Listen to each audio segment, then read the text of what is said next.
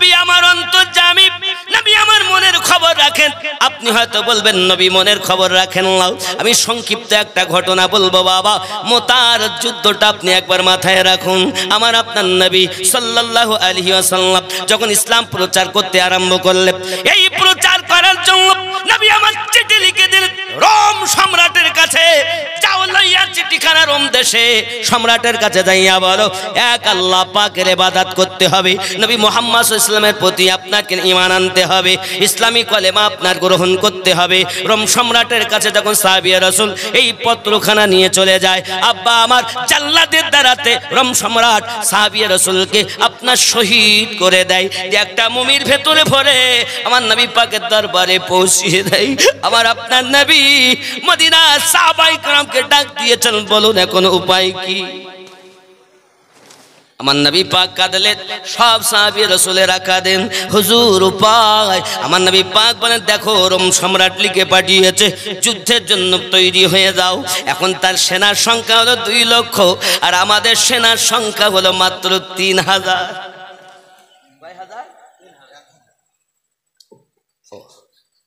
1000 টাকা দিন। আচ্ছা মাশাআল্লাহ, বলুন নাম কি? এলিম সাহেব 1000 টাকা। নারী তাকবীর, নারী রিসালাত। আল্লাহ দান কবুল করুন, জোরে বলি আমিন। মুসলমানদের সেনার সংখ্যা কত বললাম? 3000। আর কাফেরদের কারা দিয়েছে গো? 4000 টাকা মা বোনেরা দিয়েছে আপনার। আমার আম্মাজানদের তরফ থেকে 4000 টাকা এসেছে। আল্লাহ কবুল করুন। আমার মায়েদেরকে আবিদা জাহিদা নেককারিনী বানিয়ে দিন, জোরে বলুন আমিন। মায়েরা আপনারা ধৈর্য ধরে বসুন। এই যে মুতার যুদ্ধ বলছি, এর মধ্যে থেকে মায়েদের অনেক শিক্ষণীয় ঘটনা আছে। বন্ধুরে আমার হযরত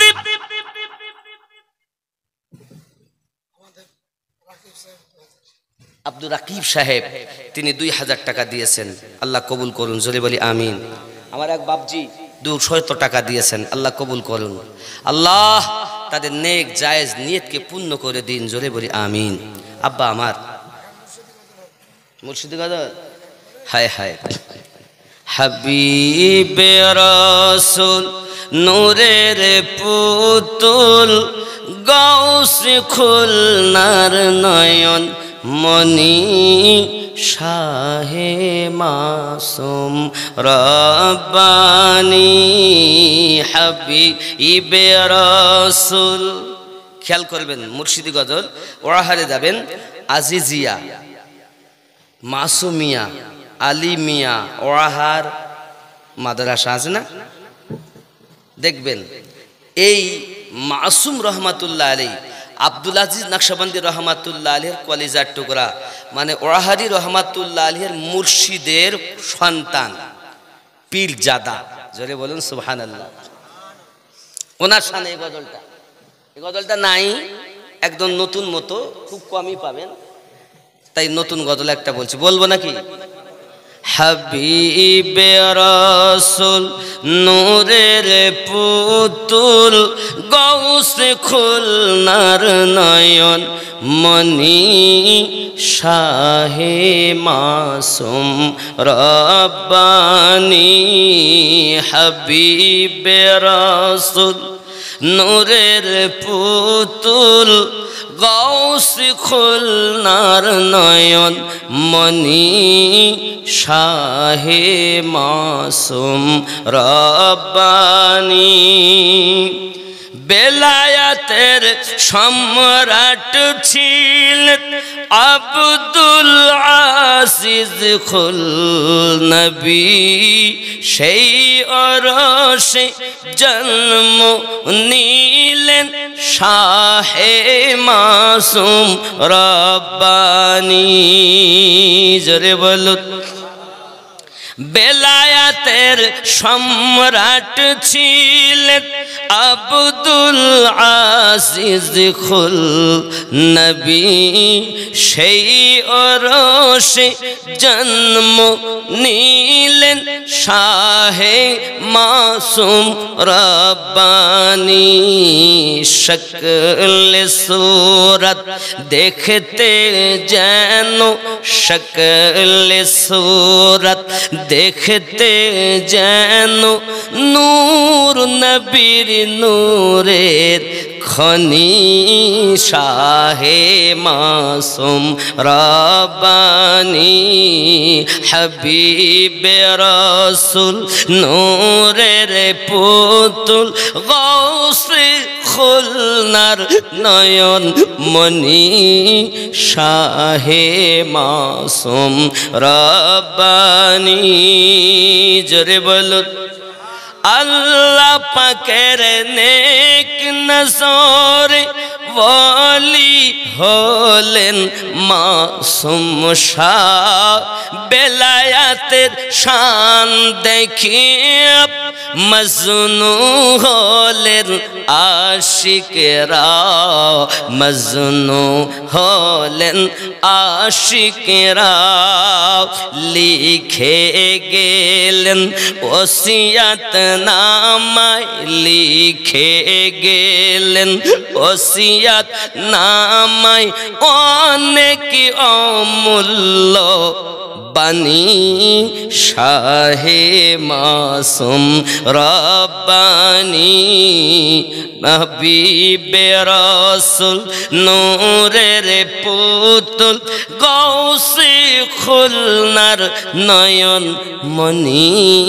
शाहे मासूम रब्बानी जोरे हबिल सुबहानाल्लाह खुलना शरीफ जियारत जोदी नसीब हो तो एक बार से दरबार पाठ करिताम फातिहा शरीफ बारे बार फातिहा शरीफ बारे बार सज्जदा नशीन हजरत क़िबला सज्जदा नशीन हजरत क़िबला नीतम कदमेर धुला खनी शाहे मासूम रब्बानी हबीबे रसूल नूरेर पुतुल गौसे खुलनार नयन मनी शाहे मासूम रब्बानी जोरे हबे सुबहानाल्लाह सुबहानाल्लाह प्रथम आमिनुद्दीन की करीब मुर्शिद के बेलार गुणगान जन्म लगने বলি ছিলেন লক্ষ কোটি তাহার শান হযরত মাসুম রহমাতুল্লাহ আলাইহির আদেশে কানাপুকুর থেকে ওয়াহারি রহমাতুল্লাহ আলাইহি ওয়াহারে গিয়ে আস্তানা করেছিলেন জোরে বলুন সুবহানাল্লাহ এই সেই মাসুম রহমাতুল্লাহ যার আদেশে ওয়াহারি হুজুর চলতেন ওনার শানে বলতেছি प्रथम आमिनुद्दीन की करीब मुर्शिद क़िबलार गुणगान जन्म लगने बोली जिनी लक्ष कोटि ताहार शान गौसे खुलना बोले गेलेन गौसे खुलना बोले गेलेन अनेक अमूल्য बानी शाहे मासूम रब्बानी अल्लाहुम्मा सल्ली अला सय्यिदिना मौलाना मुहम्मद वअला आलि सय्यिदिना मौलाना मुहम्मद 400 টাকা দিয়েছেন লিখেছেন আসসালামু আলাইকুম হ্যাঁ হুজুরের কাছে অনুরোধ আমার সোনার ওরাহার এটি আর আজ উঠছে মুর্শিদ পিয়া, এ দুটি শুনবে। ওয়াজটা করি বাবা, জোরে বলুন না সুবহানাল্লাহ। সুবহানাল্লাহ। প্রিয় নবী সাল্লাল্লাহু আলাইহি ওয়াসাল্লাম কেমন অন্তর্যামী দেখুন। আমার আপনার নবী সাল্লাল্লাহু আলাইহি ওয়াসাল্লাম বলেন, তাহলে এখন বলেন আপনারা কি বলছেন? আমি নবী আপনাদের বলি আপন আপন বাড়িতে চলে যান, কারণ এই 2 লক্ষর সঙ্গে 3000 কেমন করে যুদ্ধ করবে বলুন। সাহাবী রাসূল বলেন, হুজুর আমরা আপনার ডাকে সাড়া দিয়েছি, যাওয়ার জন্য আসিনি গো হুজুর। আমাদের জীবনও যদি যায় তবু যাবে, আমরা আপনার সঙ্গ ছেড়ে চলে যাব না। ঈমান কত, ঈমান কত মজবুত। আমরা হলে কি বলতাম, 3 লক্ষর সাথে আমি যুদ্ধ করব। হাদিস শরীফ প্রমাণ করে 3000 সেনা মাত্র 2 লক্ষ। এ বাবাজি আমার, এদের সঙ্গে আপনার যুদ্ধ হবে। 3000-এর এত বুকবল, ঈমান এমন জোশ, যেন তারা 2 লক্ষ সেনাকে তুলোর মতো উড়িয়ে দিতে পারে, এমন বল তাদের ঈমানই রয়েছে। সুবহানাল্লাহ। ঈমান কারে বলে? পালিয়ে যাওয়ার নাম ঈমানদার না। বন্ধুরে আমার, সঙ্গে সঙ্গে প্রিয় নবী সাল্লাল্লাহু আলাইহি ওয়াসাল্লাম ডাক দিয়ে বললেন, আপনারা যখন যেতেই চাচ্ছেন না, তাহলে আপনাদেরকে আমি বলি শুনুন, এই জিহাদের মাঠে যাবে, প্রথম সেনাপতি হবে আমার পালিত পুত্র যায়েদ বিন হারিস। জুরি কন্যা সুবহানাল্লাহ। সুবহানাল্লাহ। 2 নাম্বার সেনাপতি আমার হারিস যখন শহীদ হয়ে যায়, যায়েদ বিন হারিস যখন শহীদ হয়ে যাবে, তখন 2 নাম্বার সেনাপতি হবে জাফর বিন আবু তালিব। জাফর বিন আবু তালিব যখন শহীদ হয়ে যাবে, 3 নাম্বার সেনাপতি হবে আব্দুল্লাহ ইবনে রাওয়া। এই 3 জন সেনাপতি হবে। আর আব্দুল্লাহ ইবনে রাওয়া যখন শহীদ হয়ে যাবে, মুসলমান তোমরা তোমাদের মনের মতো ময়দানে একজনকে সেনাপতি নিযুক্ত করে নেবে। জোরে জোরে বলুন সুবহানাল্লাহ। আমি আপনাদের বুঝাতে চাচ্ছি বাবা, যুদ্ধ এখনো সংগঠিত হয়নি, যুদ্ধ এখনো পর্যন্ত হয়নি। আমার আপনার নবী আগাম বলে দিচ্ছেন, অমুক জন শহীদ হবে, অমুককে সেনাপতি নিযুক্ত করবে। আপনারাই বলুন, একটি যুদ্ধের সেনাপতি কজন হয়? এক যুদ্ধের সেনাপতি কজন হয়? আচ্ছা, এই জলসার সভাপতি কজনের? একজন। একজনই না? তাহলে যুদ্ধের সেনাপতি কজন হবে? একজনই। কিন্তু রাসূল করিম বলছেন, যখন আমার পালিত পুত্র শহীদ হবে, তো জাফর বিন আবু তালিবকে সেনাপতি 2 নাম্বার। 3 নাম্বারে আব্দুল্লাহ ইবনে রাওয়া। আমার নবী পাকের ইলমে গায়েব প্রমাণ হয় না, তারপরেও তারা বলে নবী কিচ্ছু জানে না। আমার ওয়াহাদি রহমাতুল্লাহ আলীকে জিজ্ঞাসা করে, হুজুর আল্লাহ কেমন? তো হুজুর উত্তর দিতেন, যে যেমন তার আল্লাহ তার কাছে তেমন। যে যেমন তার নবী তার কাছে তেমন। আমাদের নবী তো তিনি সব সময় জানের থেকে আরো নিকটে আছেন যিনি। সুবহানাল্লাহ। আমি দক্ষিণ 24 পরগনা কদিন আগে জালসায় গেলাম, তো আমি সূরা আহজাবের 6 নম্বর আয়াত, আন-নাবিয়্যু আওলা বিল মুমিনিনা মিন আনফুসিহিম, প্রত্যেক মুমিনের জানের থেকে আরো নিকটে নবী আছেন। তখন একজন মৌলবি বলছে, হুজুর এটা ঠিক হইল না। মানে ও আমার কানে কানে বলছে, আপনি একটু নবী মিলাদে যে অনেকে কিয়াম করে আর বলে নবী উপস্থিত আসেন, তাই ওরা কিয়াম করে, অনেকে চেয়ার রাখে, একটু বলে। আমি বললাম, পাগলই হবে কেন? আসেন কে? থাকে না যে আমিনউদ্দিন ছিল না, এসেছে। আর নবী পাক তো সব সময় আসেন, তিনি তো যান না। কারণ আমি যে আয়াত বলছি, আয়াতটা আপনি দেখবেন, এর মানে তাফসিরে মাজাহারি খুলবেন, ইমাম সানাউল্লাহ পানিপতি রহমাতুল্লাহ আলী লিখেছেন। তাফসীরে আদ-দুররে মানসুর খুলবেন, হযরতে ইমাম জালালউদ্দিন আসিউতি হুজুর লিখেছেন, যিনি আমার নবীকে ৭৫ বারেরও বেশি দিদার করেছেন। সুবহানাল্লাহ। আওলার তিনটি মানে, আওলার তিনটি মানে কয়টি? দলিল দিলে অনেকের রাগ হবে, দলিল বলবো। আওলার তিন মানে, এক মানে মালিক, আর এক মানে হলো কারিব, কথা বুঝতে পারেননি, আর এক হলো হকদার। এখন কারিব তাহলে খুব নিকটে, কিসের? নাফসের থেকে নিকটে, জানের থেকে নিকটে আল্লাহর হাবিব সাল্লাল্লাহু আলাইহি সাল্লাম আছেন। বাবা আমার তাফসিরে মাজহারির মধ্যে আপনার লিখিত আছে, ইমাম সানাউল্লাহ পানিপতি রাহমাতুল্লাহ তিনটি মানে আওলাদ দিয়েছে। এখন নবীকে নিকটে মানবে কারা? আন-নাবিয়্যু আওলা বিল মুমিনিনা, মুমিনের জানের থেকে আরো নিকটে। মুনাফিকের নিকটে তো থাকে না, কাফেরের নিকটে তো থাকে না, তাহলে মুমিন যারা নিকটে মানে এই মানুষ, এই মানুষ আবার নামাজ পড়ছে আর বলছে আসসালামু আলাইকা আইয়ুহান নাবিয়্যু, এই নবীর উপরে দরুদ ও সালাম। আর নামাজ থেকে বাইরে এসেই বলতেছে আমি হলাম সোনাতলায়, নবী হলেন মদিনায়। আরে কি পাগল!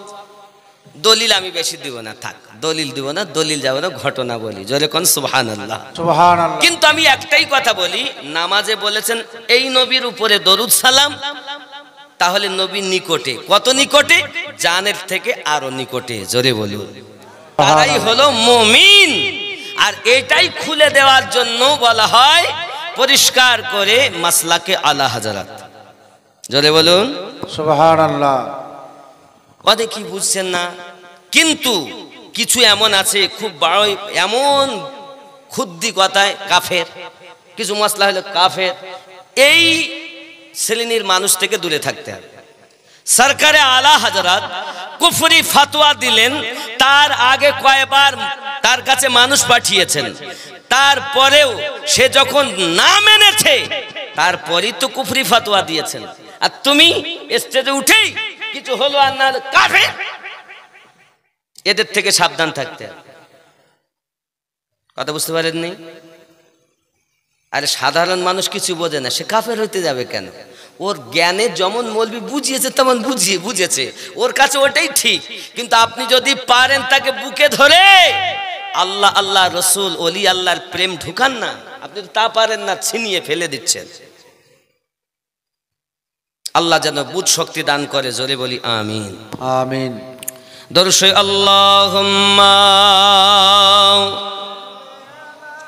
সাইয়্যিদিনা মাওলানা ওয়া আলা আলি সাইয়্যিদিনা প্রিয় নবী, নূর নবী, সিলদা নবী, অদৃশ্যের সংবাদদাতা পয়গম্বর নবী আমার বলে ৩ নাম্বার সেনাপতি আব্দুল্লাহ ইবনে রাওয়া হবে। যান, আপনারা চলে যান, আপন আপন বাড়িতে যাইয়া বিদায় নিয়ে আসুন। হযরতে যায়েদ বিন হারিস বলেন, হুজুর আমার আব্বাও আপনি, আমার মাও নিকটে, আমার তো যাওয়ার কোনো প্রয়োজন নাই। আব্দুল্লাহ ইবনে আপনার জাফর বিন আবু তালিব চলেছে। হে বাবাজি, আমার সোজা সপ্তাহ ব্যবসা থেকে আমার নবী পাকের কাছে এসে হাজির হয়ে গেছে। বাড়িতে গেছেন তখন বাচ্চাগুলো আপনাকে দেখে বড় আনন্দিত মনে আগিয়ে চলে এসেছেন। আব্বু এসেছেন, আব্বু এসেছেন, আব্বা আমার, বিবি আপনার রান্না বান্না সারতেছেন, জলদি করে রান্না বাড়া করে স্বামী আসতে এসেছেন। বাবা হঠাৎ করে আপনাকে না বলতেছেন হযরত জাফর বিন আবু তালিব, বিবি গো বিবি, আল্লাহর হাবিব সাল্লাল্লাহু আলাইহি ওয়াসাল্লাম যুদ্ধের জন্য আমাকে বলেছেন ২ নাম্বার সেনাপতি, এবং আমার জন্য নবী পাক বলেছেন আমি নাকি শহীদ হয়ে যাব। বিবি বলেন, স্বামী গো এতদিন পরে আপনি বাড়ি এসেছেন। বাচ্চাগুলো আগিয়ে যায়, আব্বুজি আব্বুজি আপনি আমাদের জন্য কি পোশাক কিনে এনেছেন, আমাদের জন্য কি খাবার নিয়ে এসেছেন?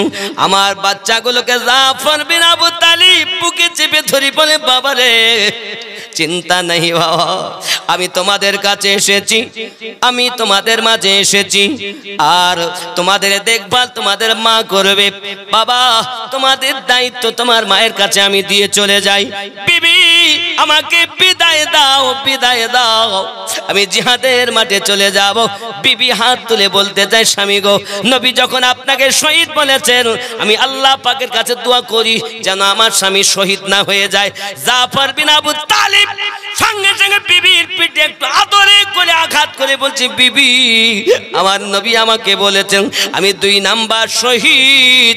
আমি জাফর বিন আবু তালিব নবীকে এত বিশ্বাস করি, বিনা দলিলে আমাকে নিজেকে শহীদ মেনে নিয়েছি। সুবহানাল্লাহ। সাহাবায়ে কেরাম রিদওয়ানুল্লাহি তাআলা আলাইহিম আজমাইন কখনো দলিল চাননি নবীকে আপনার মানার জন্য। খালি আপনার কিনা দলিল দিয়ে নবী চেনা যায় না বাবা, দলিল দিয়ে পীর চেনা যায় না, ভালো একটা মন দিয়ে নবী চেনা যায়। দলিলে নবী চেনা যায় না। যদি আপনাদের ঘর ভর্তি দলিল দেওয়া যায় তো নবী চিনতে পারবেন না। সুন্দর মন দিয়ে নবী চেনা যাবে।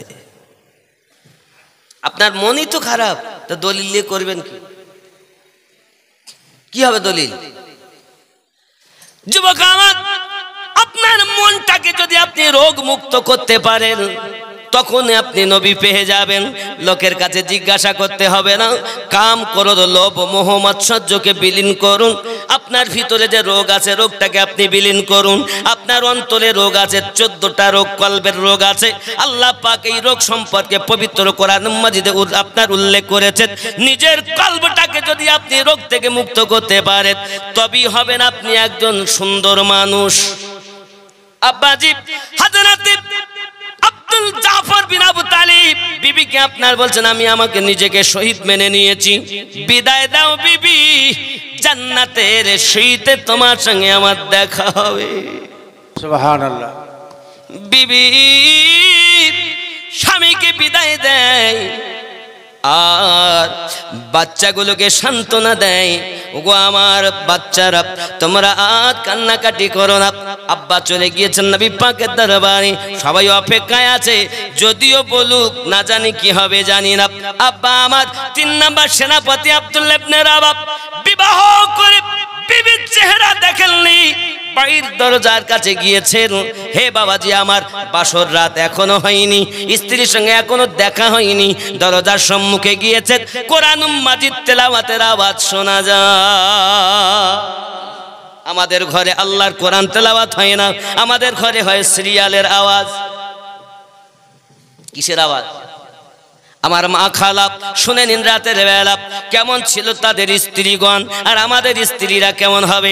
আব্বাজি আমার স্বামী যদি কিছুদিন পরে বাড়ি আসে, স্বামীকে আদর যত্ন করা বাদ দিই, আপনার স্বামী যদি বলে আমাকে বিদায় দাও চলে যাব, খাবার সময় নাই, তোমার সঙ্গে গল্প করার সময় নাই, শুধু বিদায় দাও, যদি হক তোমার আমি আদায় করতে পারিনি, নবী পাকের ডাকে আমি সাড়া দিয়েছি। সন্তানের মায়া তাকে আটকাতে পারে না, বিবির মায়া তাকে আটকাতে পারে না, কারণ ইশক কুরবানি চায়। সুবহানাল্লাহ। ইশক কুরবানি চায়। আপনি তো ইশক করতেই জানেননি। আব্বা লাইলিকে ভালোবাসে মজনু। কে ভালোবাসে? মজনু। তো লাইলি লাইলি করে বেড়ায়। লাইলি জানে আমার মজনু তো আমার প্রেমে পাগল হয়ে খায়ও না দায়ও না, পাগল হয়ে ঘুরে বেড়ায়। তো আলোচনা করছে, দাসী শোন, কাল থেকে 1 পেয়ালা করে দুধ নিয়ে যাবি, আমার মজনুকে দিবি। এই কথা শুনেছে বাইরে একবার, শুনে সেরকম জামা ছেঁড়া ঘোড়া পরে মাথা চুল টুল উস্কো করে বলছে দুধ তো নিয়ে আসবে, ফ্রিতে দুধ খেতে গেলে জঙ্গলের মুখের কাছে গিয়েই বসে আছে। এখন লাইলি দাসী দুধ নিয়ে যাচ্ছে পেয়ালায় করে, আর ও দেখছে, লাইলি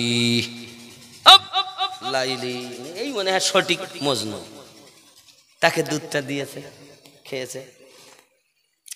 প্রতিদিন দুধ নিয়ে যায়, নকল মজনুতে খায়। বুঝতে পেরেছেন? আসল মজনু না বলে। পোশাক পরলেই সঠিক ইমানদার না, বুঝে নিতে হবে। এখন হঠাৎ বলছে হ্যাঁ গো, আস্তে আস্তে তো মজনুর ভাগ বেশি হয়ে যাচ্ছে। কারণ বেলতলায় মজনু, বটতলায় মজনু, তালতলায় মজনু, কত মজনু গো। আমার মজনু একটাই না, দুধ নিয়ে দিনের দিন বেশি। তা মজনু দুধ খাওয়ার লোভে মজনু অনেক হয়ে গেছে। এখন লাইলি বলছে এক কাজ কর, চাকু আর পেয়ালা নিয়ে যাও, নিয়ে গিয়ে বলো লাইলির শরীর খুব খারাপ, এই পেয়ালা ভর্তি রক্ত চেয়েছে। দাসী এখন পেয়ালা আর চাকু নিয়ে গেছে, গিয়ে বলছেন মনে করছে দুধ আসছে মনে হয়। লাইলি গিয়ে বলছে দেখো লাইলির শরীর খুব খারাপ, একটু দুধ মানে রক্ত দেন পেয়ালা ভর্তি। তখন মজনু বলছে আমি ওই মজনু নই যে রক্তের বিনিময়ে দুধ খাবো। আমরা নবীরে খুব ভালোবাসি। আমার মাওলানা মতিউর রহমান সাহেব বলছে একটু মসজিদের জন্য দেন না। আমরা ওই আশিক নই অর্থের বিনিময়ে মসজিদে যাব। প্রেম করি আমরা ওই মজনু না যে রক্ত দিয়ে দুধ খাই, আমরা তো ফ্রি পাই তাই খাই। সঙ্গে সঙ্গে ফিরে যায়, যাইয়া বলে ও গো লাইলি, মজনু তো দেখলাম সব ভেজাল। ওরে তুমি দাসী, তুমি জানো না অরিজিনাল আমার আছে, সে হয়তো দুধ আজ পর্যন্ত পাইনি। খুঁজে দেখো, খুঁজে দেখো। পেয়ালা চাকু নিয়ে খুঁজে খুঁজে জঙ্গলের ভিতরে চলে গেছে বাবা। বিয়াবন বিশাল জঙ্গলের ভিতরে দেখেন এক পাগল আঙুলকে কলম বানাইয়া আর জমিনটাকে কাগজ বানাইয়া লাইলি লাইলি লিখতেছি। তার কাছে যাইয়া বলে হা মজনু, লাইলির শরীরটা খুবই খারাপ, সে এক পেয়ালা রক্ত চেয়েছি। চাকুলায় আর পেয়ালা নাই, দেহ থেকে রক্ত ভরে পেয়ালা ভর্তি করে দেয়। দাসী যাইয়া বলে লাইলি গো, সত্যি মজনু আপনার একজন, সে কোনোদিন দুধ দেখতেই পাইনি, এতদিন নকলে খাইয়েছে। যুবকলে আমার প্রেম কানে বলে খেয়াল করুন, জাফর বিন আবু তালিব নিজের বিবি নিজের সন্তান ত্যাগ করেছেন, ইশকে রাসূলে পাগল হয়ে গেছেন। তিনি ফিরে চলে আসছেন। হে বাবা আমার আব্দুল্লাহ ইবনে রাওয়াহ, বিবাহ করে আপনার বিবি দেখেননি, চলে এসেছেন। দরজার সম্মুখে কোরআন মাজিদের আওয়াজ, বিবি সাহেবা আমি তোমার স্বামী আব্দুল্লাহ এসেছি গো বিবি, আমাকে বিদায় দাও না বিদায় দাও। আপনি আমার স্বামী, মেহেরবানি করে আপনি ভিতরে ঢুকুন, আপনার সঙ্গে আমি একটু দুটো কথা বলি। সঙ্গে সঙ্গে বলছেন বিবি ভিতরে যাওয়া সম্ভবপর নয়, কারণ আমি জানি তুমি হলে মদিনার সুন্দরী মেয়ে, তোমার যদি আমি নজরে দেখি, তোমার প্রেমে যদি পড়ে যাই, তাহলে আমার যুদ্ধে যাওয়া হবে না। বিবি রে তুমি আমাকে বিদায় দাও, আমি রাসূলের মহব্বতে মুতার যুদ্ধেতে যাব। আমার আপনার নবী আমাকে 3 নাম্বার সেনাপতি নিযুক্ত করেছেন এবং নবী বলেই দিয়েছেন আই আব্দুল্লাহ ইবনে রাওয়াহ, তুমি যখন শহীদ হয়ে যাবে মুসলমান তোমরা 3-4 নাম্বার সেনাপতি নিযুক্ত করে নেবে। আমি 3 নাম্বার সেনাপতি নিযুক্ত হয়েছি। বিবি গো তুমি আমাকে বিদায় দাও, আমি তোমার হক আদায় করতে পারিনি, আমাকে বিদায় দাও। বিবি ডাক দিয়ে বলতেছেন স্বামী গো, আমি আপনার সঙ্গে কেবল বিয়ে হয়েছে আমার, আপনাকে আমি এখনো দেখিনি। স্বামী আপনি জিহাদের মাঠে যাওয়ার জন্য আমাকে বিধবা বানানোর জন্য ইজাজত চাচ্ছেন, আমি কেমন করে দেই? আমাদের ঘরের মা যদি হতো তাই বলতো না? আর যদি বলতো জিহাদে যেতে হবে তা বউ ছাড়িয়ে যেত, ছেলিয়ে যেত, এই কথা বলেন? ইশক কুরবানি চাই, কেমন আশিক?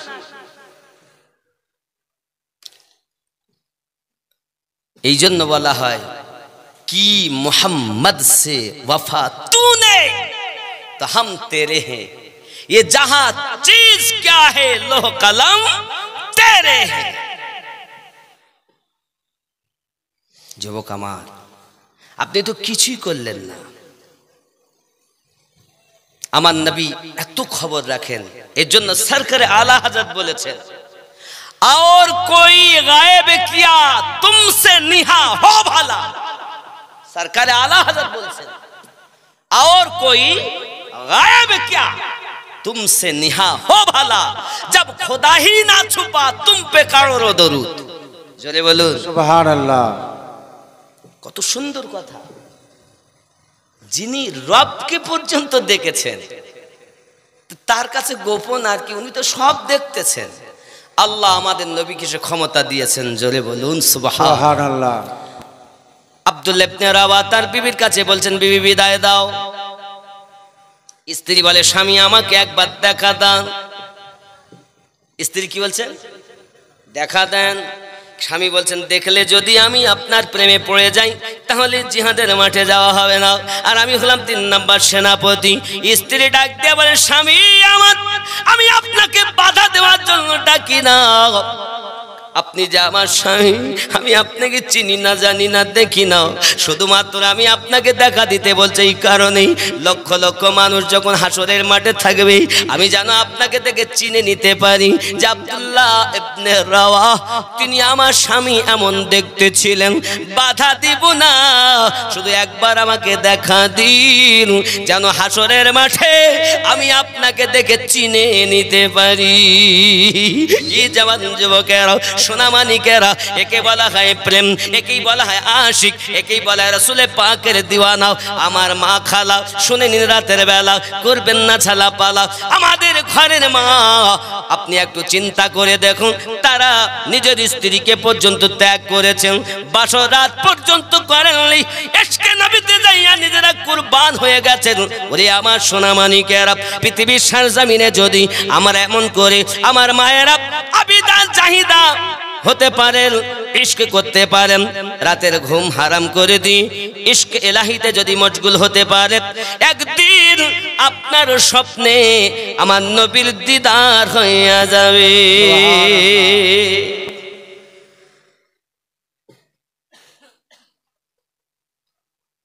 আমার সোনার আহার, আমার প্রাণের আহার, সোনার হার আমার, মোহাব্বতে সোনার দরবারে আসেন শুয়ে মুর্শিদ আমার, সোনার হার আমার। একটু জোরে বলেন না আপনারা, সোনার প্রাণের ওহার, সোনার ওহার। একটু সবাই একসঙ্গে বলুন, আমার হুজুর ওয়াহাদি রহমাতুল্লাহ আলাইহি, তিনি শয়নে স্বপনে তিনি মরেননি, তিনি জিন্দা। না মরে গেছেন? এর কাফেরই তো মরে না। কাফের যদি মরি যায় তা আযাব হবে কার? তাই ঈমানওয়ালা তো মরবেই না। জোরে বলুন না সুবহানাল্লাহ। কি নাম গো? ও টাকা, কত লোক দিচ্ছে দেখ। আব্বাজি আমার সোনামানিকেরা, মোহাব্বতে বলুন, সোনার হার আমার প্রাণের হার, সোনার হার আমার, দরবারে শুয়ে আছেন মুর্শিদ আমার, সোনার হার আমার।